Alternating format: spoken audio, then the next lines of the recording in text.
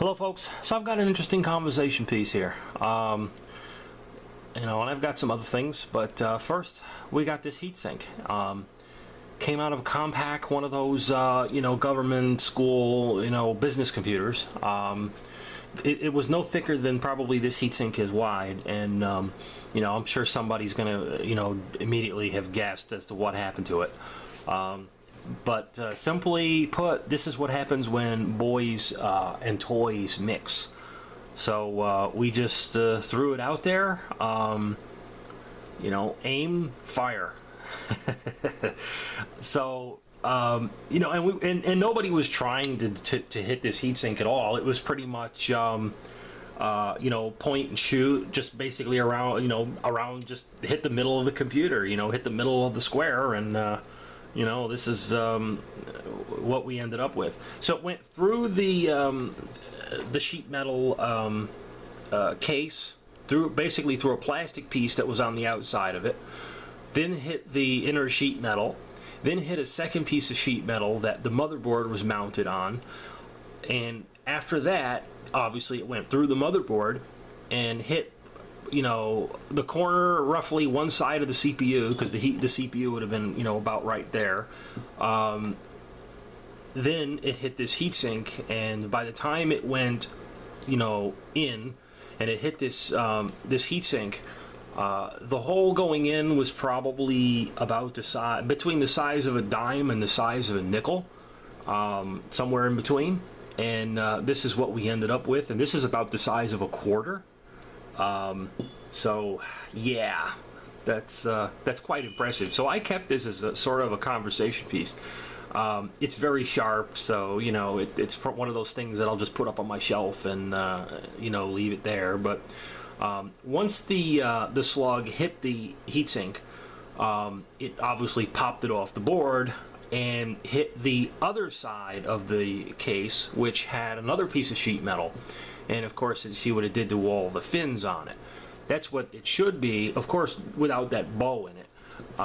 That's what the fins should be, and that's what they ended up on that side. So it hit that piece of sheet metal, caved that piece of sheet metal, just completely turned it into like a bowl, and popped it out, and the piece of sheet metal probably was came to rest probably about 10 feet behind it. Along with other debris that showered out of it. Now the hole that in the motherboard and the hole in the case is quite impressive, because it's a small hole and it's very clean. I suspect that most of the ballooning of the slug was when it hit this really thick piece of aluminum, and you could see what it did. And of course it shot out all that molten metal and bits and things like that when it hit this. You see all of that stuff that's just streaming out of the impact. But that's really cool. That's something else, and it's just an interesting conversation piece. But again, like I said, this is what happens when boys and toys come together. So anyways, now I've got the SINAD meter here, and I've got a Cobra 148. And I've got a RF signal generator. And what I was measuring, because someone asked me what the approximate performance, or the best, probably the best performance you're going to get out of a Cobra 148 and derivatives radio. And yes, for those who are clever, you'll see that my my boards are in, and I've built a few, and here's incidentally one of the non-built ones. So that's probably I'm gonna have to break down and make another video on that altogether. But this is we're getting, if you look at the meter there, we're getting negative 12 dB. The specs say negative 10. So I'm gonna try to bring that down to about negative 10, which is about right there on the signal generator. And it varies a little bit, but it's pretty much about 0.181 microvolts, and the specifications say 10 dB at 0.25 microvolts. So we're exceeding specifications which in the case of a receiver, you know, we're doing really good. This receiver is it's very sensitive, you know, by probably comparison to most, since they say that it's supposed to be, you know, 10 dB at 0.25 microvolts, and we're at 0.18 microvolts, and we're at roughly 10 dB. So, you know, you can hear the tone. You know, it's definitely in the noise, but it's intelligible. You know, it's clean, which is what we're measuring. You know, how low can we go, and which is, you know, universally accepted to be -12. You know, and maintain, you know, a decent audio level. So if I keep going down to the point where it, you know, where we hit 12, that's about 0.228, 0.23 microvolts. So, you know, that's still better than they specify. So, you know, how low can we go? And, you know, to get to 10, which is, you know, 0.18 microvolts.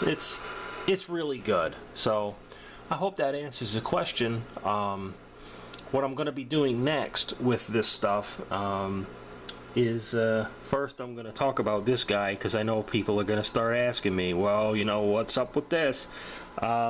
This is a recent acquisition, and it's a Marconi 2030. It does have a recent cowl, so, you know, that obviously adds some dollars to it, but I got this at a really good price. You know, and if I told people what I got this for, they would probably cry at just how cheap I got it. So I'm not going to go into that, because I'll probably make somebody cry. You know, these are extremely expensive. You know, just hunt around on the internet, and you know, with a cowl, these things are they're pricey.